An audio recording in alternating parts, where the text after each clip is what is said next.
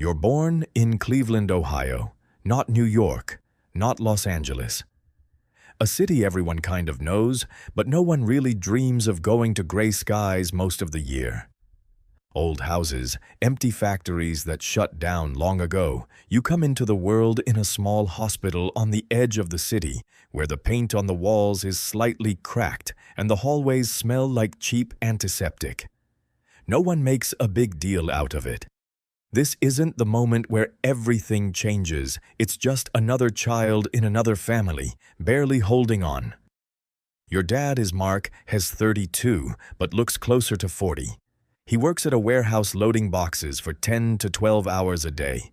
His hands are always scratched up. His back hurts, but he never talks about it. His main phrase, just get through the day. He doesn't dream, he survives. Your mom is Lisa. She works as a waitress at a small diner by the highway. Morning shifts, night shifts, sometimes both. She smiles at customers even when she's so tired she can barely stand. At home, she's different, quiet. Sometimes she sits in the kitchen late at night with a calculator and a notebook. Counting, erasing. Counting again. Sometimes you see her stop and just stare at nothing. There's never enough money. Not sometimes, always electric bills, rent, food. Everything is on the edge. One evening, you're lying in your room and you hear them talking. At first, quietly, then louder. We can't. Keep living like this. What do you want me to do? I'm already working double shifts. It's not enough silence. Then, the sound of something falling. You lie there staring at the ceiling. You don't understand all the words, but you understand the main thing. Something isn't right. You're 7. You're sitting at the kitchen table.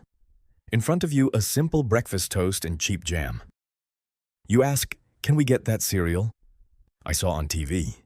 Your mom freezes for a second, then smiles, says, "Maybe later." "Okay?" You nod. But now you already understand what later means. It means never. You're 10. Your dad comes home late, has quiet, sits down on the couch, stares into nothing. You walk up to him and ask, "Are you okay?" He looks at you and for the first time answers, "Honestly, I just don't want you to end up like me." That sentence cuts deeper than you realize at the time. In your room, there's an old computer. Someone gave it away for free. It's loud, slow. Sometimes it just shuts off, but to you it's a window into another world, a world where people don't count every penny, a world where there are opportunities and you don't know how yet, but you feel it. Your way out is somewhere in there. You're 13, evening outside rain. The kind Cleveland gets, the one that can go on for hours without stopping, like someone forgot to turn the city off. You're sitting in your room. The old computer is so loud it sounds like it might take off any second. The internet is slow. You open YouTube just to kill time. Nothing special. At first, gaming videos. Then, somehow to make money online. You're not looking for anything serious, just clicking through. And then the algorithm shows you something strange. The title is simple. No clickbait. Something like, "What is Bitcoin?" You almost skip it, but you stop. Not because of the title, because of the thumbnail. Just a regular guy. No studio, no fancy setup. Just sitting in a room that looks a lot like yours. You click, he speaks calmly. No emotion, no get rich quick. And at one point he says, Bitcoin isn't really about money. It's about not needing permission. You pause the video, rewind, listen again. Not needing permission. You can't explain it, but something inside you just clicks. The video ends. Usually you'd just close the tab, but not this time. You open a new one. Type Bitcoin. You end up on a forum, old design. Dark background, weird usernames. People arguing. Someone writes, "This is the future."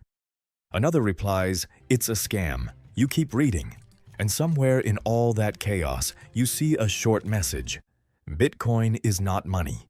It's freedom. You read that line a few times. Freedom. You don't know how blockchain works. You don't understand half the words, but you know something else. Your mom counts every penny. Your dad works nonstop, and still it's not enough. And here someone is saying there's something that doesn't depend on any of that. You start reading. First 10 minutes, then an hour. Then you check the time, 1 a.m., and think one more video. The words are complicated, blockchain, decentralization, limited supply. You don't understand everything and it frustrates you. You close the tab, lie down, stare at the ceiling 5 minutes later. You get up again, turn the computer back on. Go back, because deep down, you already feel it. This isn't just another thing on the internet. This is something that could change your life. And the most important part, you haven't even started yet. You wake up not to an alarm, but to voices. Your parents are arguing again. You lie there staring at the ceiling, not moving, because you know if you go out there, it'll only get worse.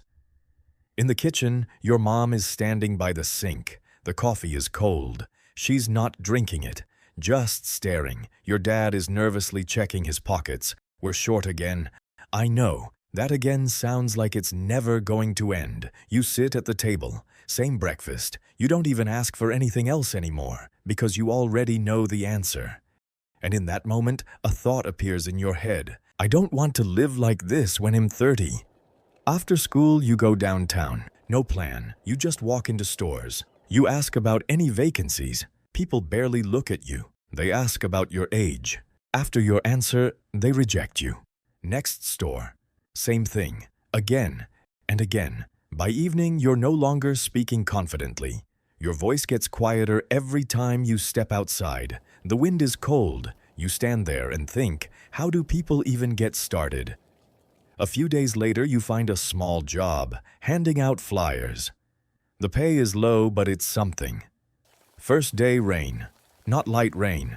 Real rain, drops hitting your face, your hands freezing, the paper getting wet and soft. You stand outside a store handing flyers to people. They walk past.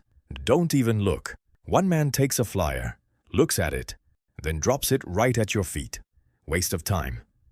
You don't respond, just bend down, pick it up and keep going 5 hours. No break. At the end of the day, they give you money. $5. Wet, crumpled. You hold them in your hands, and for the first time, you don't feel happy. You feel angry. How can this be worth that much time? You don't give up, day after day, rain, wind, sometimes sun. But nothing changes. People still walk past. Slowly, very slowly, you manage to save around $60. Evening, you're sitting in front of your computer. This time, not just to watch. This time to act. But how do you buy? You watch tutorials. Try to link your card. Doesn't work. Again. Hours pass and then, on the screen, a button. Buy. You look at your balance, $60. 2 months of your life. Your finger freezes. Your heart starts beating faster. What if I lose it all? You remember the rain, those $5, that man. And you press it. The first few days, nothing. You check the price every 10 minutes. Nothing, then 10%. It's not much, $6. But for you, it feels unreal. You just made money without standing in the rain. You smile. For the first time in a long time, you join a chat. Messages are flying fast, emotional. This coin is going to 100 times. Last chance. This isn't just a chat, it's a crypto chat. No real names, no photos, just usernames. Someone posts charts, someone posts profit screenshots, someone writes in caps. There is no silence there, no calm thinking, just emotions, greed, fear of missing out, and the feeling that something big is happening right now and you either get in or you miss it. And you don't know the most important thing yet. No one there actually knows what is going to happen next, but everyone sounds like they do. And you do what every beginner does. You go all in. A week later, 20%.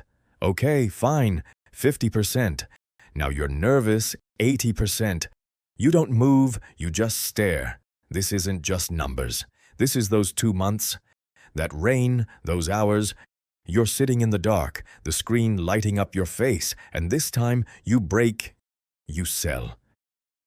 You're 15. You no longer trust anyone. Not the chat, not the videos, not your friends who say it's easy money. You trust only data. You take a notebook and start keeping records: when you bought, why, what you felt at that moment. And slowly you begin to see a pattern. You lose when you act emotionally, and you win when you think. This changes everything. Before, you were just trying to guess. Now you analyze. Now every purchase is a decision, not a spontaneous impulse. You're 17. Everyone else has a life. You have charts. You skip parties. You ignore messages. You don't go out. Your friends are laughing without you in photos on social media. Your life is market cycles. In a bull run, you don't sleep. Your phone is always in your hand. The screen lights up the dark room. Your heart beats fast. Every chart feels like a hit to your chest. In a bear market, you learn. You read articles, analyze coins, keep records. You wake up and fall asleep with numbers in your head. You get better. You understand more. You learn to control your emotions. You start winning where you used to lose. But you also become more alone. Friends drift away. They don't understand. Sometimes it feels like you're alone on a planet where everyone else is living and you're just watching. And even when you feel those small wins in crypto, your heart still reaches for the laughter that used to fill the room with your friends. That feeling is both sweet and bitter. You're growing, you're getting stronger, but the price is the life that once felt simple and normal.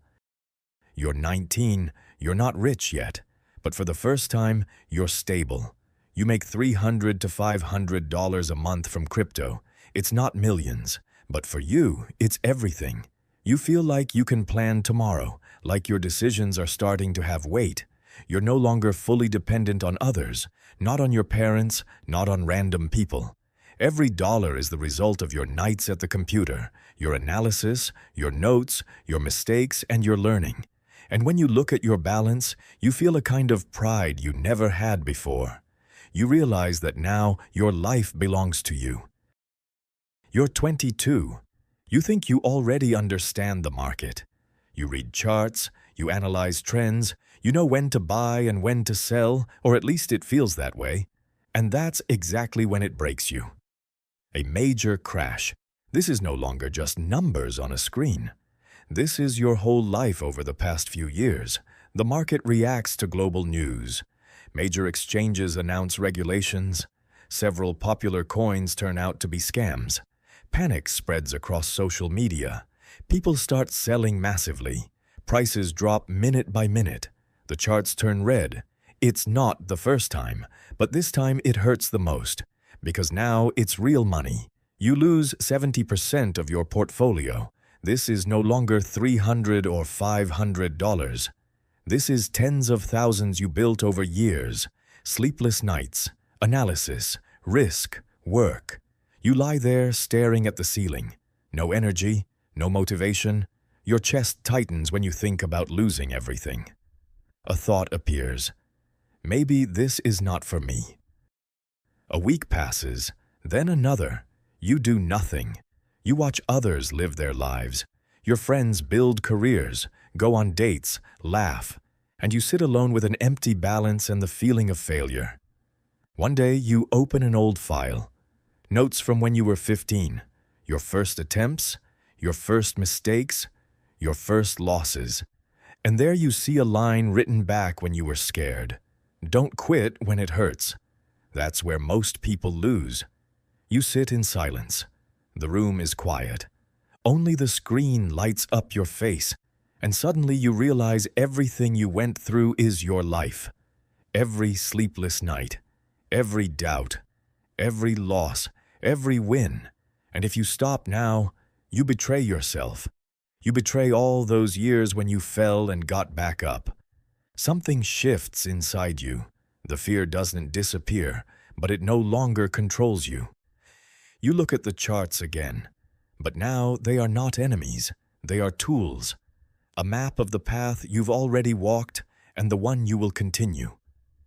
You come back, without the emotions that used to make you sell at the bottom. You are not just trying to win anymore. You are learning to control yourself, your decisions, your life. And this time you know, every step you take is your step, and you will not stop. 23, 24, 25 years. No sudden jumps, no magical millions overnight. You are building a system. You diversify your portfolio. Part in Bitcoin, part in Ethereum, a small portion in promising altcoins that passed careful analysis. You analyze charts every day. You don't panic at the first dips. You look at trading volumes, support and resistance levels, trends over 1 day, 1 week, 1 month. Your strategies. Buy the dip. You buy on local dips, but only if the fundamental reason hasn't changed. Positional trading. Sometimes you hold a coin for months if you see potential, and don't give in to emotions. Stop loss and take profit. You set limits for each trade to avoid repeated disasters. You have learned to distinguish. When the market panics over rumors, you can buy. When news truly signals problems, it is better to exit. You read forums, but now critically. You check sources, check data. You understand reality is boring, slow, but reliable. Year after year, you see results. $4,000, $7,000, $10,000. This doesn't look like a TikTok story. No dramatic jumps, hype, viral videos. But this is reality. You feel stress when altcoins drop 15% in a day. You fall asleep with the screen on in the dark because you are checking new patterns. You celebrate small wins. A coin you bought a month ago finally comes back to plus $1,200. You have learned to wait. Learned to separate emotions from decisions. Learned to see that every small win is a step toward building your own life, not just playing with numbers. 28 years. You are no longer a beginner. You are not the guy with $60 in your pocket. You have capital, you have experience, and most importantly, you have a cool head. And that is why you allow yourself a bit more risk. The mistake that almost destroyed everything. You are sitting in a small cafe in the city center, laptop open, next to you a black coffee that has cooled a bit. Charts are green, the market looks calm, but you feel that calm is deceptive. A new project. The technology looks revolutionary. The team seems real. Verified profiles, YouTube interviews, previous projects successful. You analyze every number for 3 days. You calculate risk, compare it to potential profit. And for the first time in a long while, you think, this is a chance I cannot miss. You enter with a large amount. Not the whole portfolio, no. You remember past lessons, but enough that in case of failure it would be dangerous. The first days, stability, then plus $4,000. You smile, heart beats a little faster, but you control yourself. And in that moment, news breaks. Project under investigation, regulatory concerns. The price drops. First minus $2,000. Then minus $4,500. Within an hour, minus $7,000.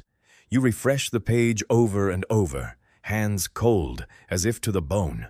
Heart beats as if it wants to jump out of your chest. Twitter, forums, chats, chaos. Someone screams, scam. Someone advises, buy the dip. And you do not know who to trust. This is not like before when you lost $60. This is tens of thousands, years of your life spent learning, analyzing, sleepless nights.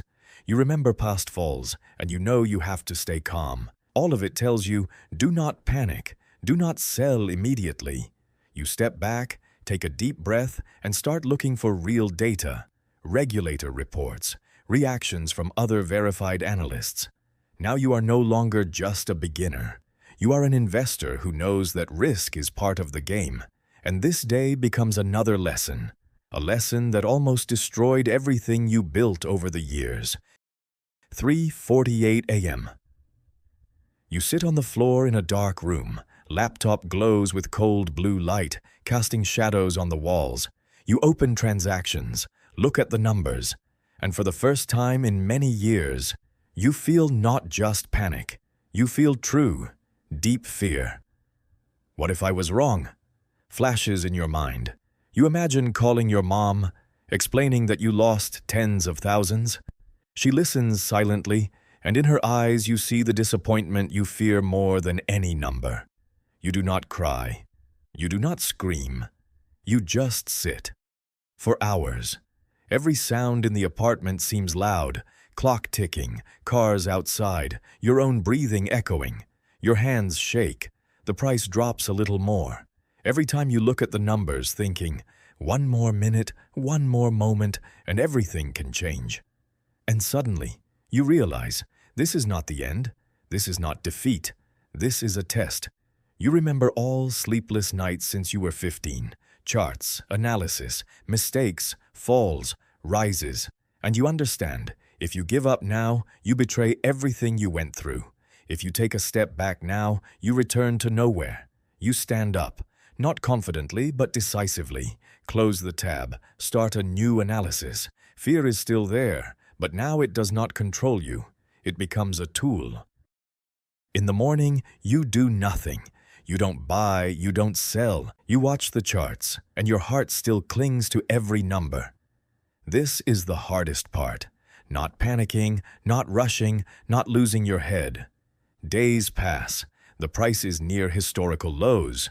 You start feeling it. Fear is turning into paralysis. Then an idea comes. Don't wait for the market. Create your own informational advantage. You check the blockchain. You open explorers. You review transactions. You try to spot large investor movements that haven't yet appeared in the media. You search on external platforms, Reddit, Telegram, small developer forums. You notice a pattern. Some large players are buying small amounts, spreading transactions to avoid causing panic. Micro investments at selective moments. You decide not to enter with a large portion of your portfolio, but to split the sum into small buys across different exchanges, tracking the tiniest fluctuations. It's slow, anxious. Every operation is a minute of fear. Contact with the developers. You write an official message, ask direct questions about verification, and receive an unexpected answer. Everything is fine. This is just routine. It's the first signal that the fear was exaggerated. Gradual recovery. After each small purchase, you feel the market slightly revive because now you are not just a passive player, but part of the movement. $300, $700, $1,200. After a week, most of your capital returns and some positions are even in profit. You don't feel joy like before. Now it's not thrill, it's control. You understand, the market doesn't give gifts. It rewards those who think, analyze, and act with a cool head. You are 33. You met Michael at a blockchain conference in London a year ago. He approached you after one of the lectures, asking about your trading strategies, discussing trends. His confidence and composure impressed you. You exchanged messages for several months, discussing the market, sharing advice, and you realized this is a person who can offer truly big opportunities. And now he calls you on the eve of the evening. His voice is calm but full of tension. There's a project, big, millions at the start, but not entirely legal. You know it's a risk, or more precisely, you know it's illegal. But you look at the numbers, at the chance to raise an amount that once seemed unreachable to you. I am with you, you answer. Alongside you are a few colleagues. Adam, 32, a former exchange analyst from Chicago. He grew up in a poor neighborhood, learned trading on his own, rose quickly, but was always a bit more cautious than you. Sarah, 28, a technical genius from San Francisco. She worked at startups developing smart contracts. She understood code better than anyone and guided how to avoid obvious transaction traces. Michael, 35, a trader from New York. He grew up in a wealthy family, worked at a hedge fund, and his experience with large operations seemed fantastic to you. You start structuring the transactions. Part of the capital goes through offshore accounts, part through decentralized exchanges that allowed bypassing traditional checks. Simultaneously, a network of friends and colleagues transfers sums for a few days as private investments. Every transaction feels like a survival game. Seconds for confirmation, minutes to verify the network, hours to monitor all flows. You see Adam checking all addresses, Sarah over the smart contract code, Michael calling bank contacts. After 3 days, you gather the sum, millions of dollars in accounts that no one directly controls. You are sitting on the couch in your new Manhattan apartment, panoramic windows open to the city that never sleeps. Everything around feels like a fairy tale. Millions in your accounts, soft music in the background, a glass of whiskey on the table. You think, I beat the system. I bypassed all the rules. I'm untouchable. You start dreaming. A villa in California, a collection of supercars, parties where everyone knows your name. All this time, you felt in control. And then a call comes. You see a number you recognize, someone familiar from New York. His voice is calm but cold. You need to stay calm. Michael and Sarah are already under arrest. IBR knows about you. You feel all the colors drain from the room. The words reach you like through a thick fog. Michael, who seemed untouchable, is now in handcuffs, all documents seized from his hedge fund office. Sarah, the genius who developed smart contracts, is also detained, her laptops and phones in the hands of federal agents. You realize now it's not just numbers on a screen. These are real people. Colleagues, friends, your partners, people you relied on, and they are already trapped, and you're next on the list. Your hand trembles as you disconnect the video call. Your millions feel heavy, like lead. You understand. All your tricks, all your schemes, all the encryptions and offshore accounts might not save you. The city outside the window feels huge, alien, and dangerous. You sit on the floor, staring at the screen, and in your mind there is only one question: how to get out alive and with your money, when everything depends on you. Your life, your capital, your freedom. You are sitting on the floor, your heart pounding, your hands trembling. Millions are in your accounts, but most of them are at risk. Any move could be noticed, and you already realize someone is watching you. The first rule: do not act emotionally. You take a deep breath and force yourself to calm down. No panic, only cold calculation. You decide not to touch everything at once. That would be a mistake. Instead, you start acting carefully, breaking the sum into small parts and transferring them gradually across different platforms, different assets at different times. Not fast, not abruptly, in a way that looks like normal activity, not an escape. You constantly double-check every step, twice, 3 times. Hours turn into night, night into morning. You sleep almost nothing.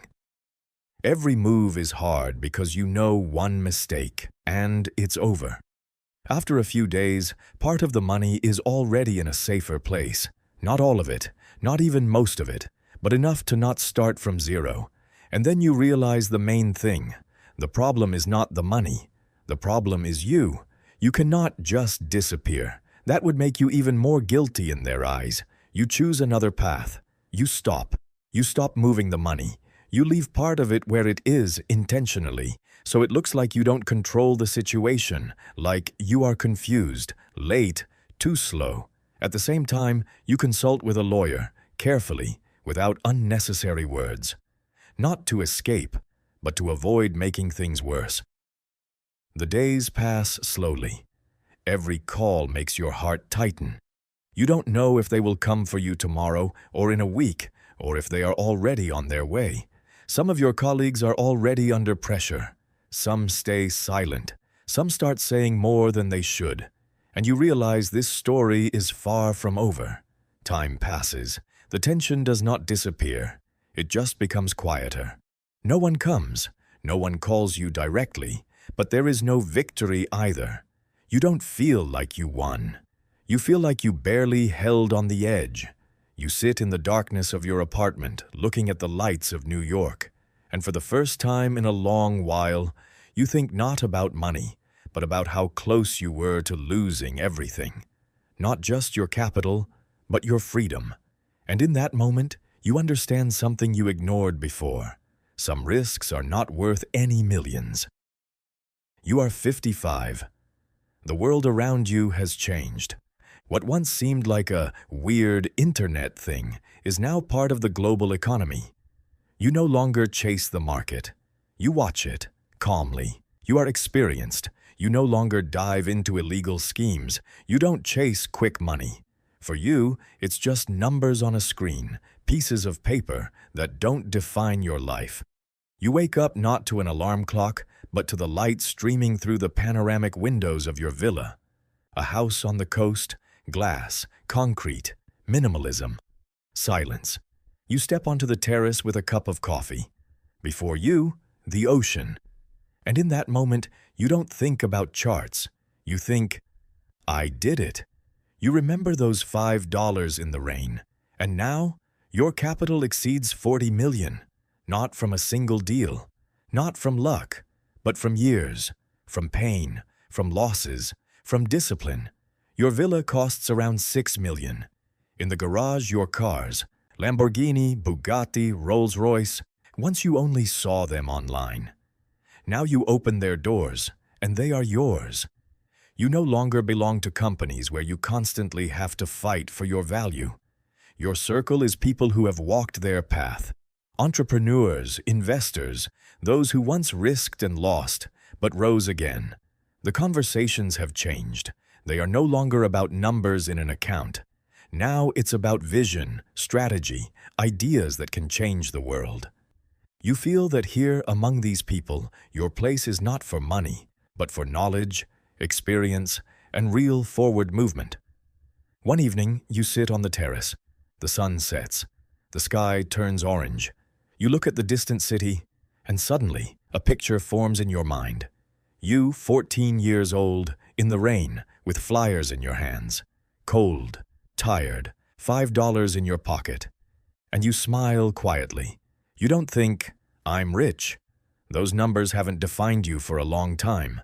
You think, good thing I didn't give up back then.